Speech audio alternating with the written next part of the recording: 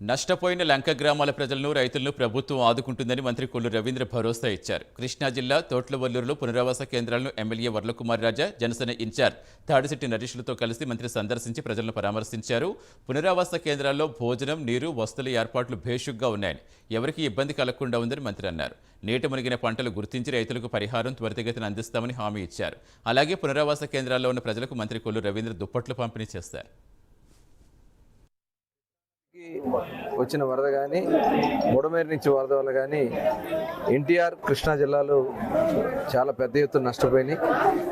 అటు విజయవాడ పట్టణం మునక గురితే ఇటు గతంలో ఎప్పుడు రానంత వరద కృష్ణా నది ప్రకాశం బ్యారేజ్ నుంచి 11,50,000 దగ్గర మరి వరద నీటిని సముద్రంలో కొద్ది భాగంలో మరి ఇటు తోట్లవల్లూరు అలాగే పామర్ నియోజకవర్గం తోట్లవల్లూరులో కానీ మధ్యలో ఉన్నటువంటి పాముల లంక అలాగే తోడేళ్ళ దెబ్బ ఇలా అనేక లంకలు దాదాపు 7-8 లంకల గ్రామాలు అలాగే అవినిగడ్డ ప్రాంతంలో అనేక లంక గ్రామాలు కూడా వరదకి ముప్పుకి బారిన పడి వాళ్ళందరినీ కూడా పునరావాస కేంద్రాన్ని ఏర్పాటు చేసి క్యాంపులోకి తీసుకొచ్చి గత 5 రోజులుగా వాళ్ళని కంటికి రెప్పలాగా అటు అధికారులు కానీ స్థానిక శాసనసభ్యులు వర్లకుమార్ రాజా గారు కానీ వాళ్ళకి కావాల్సినటువంటి వసతులన్నీ కూడా కల్పిస్తూ ఉన్నారు.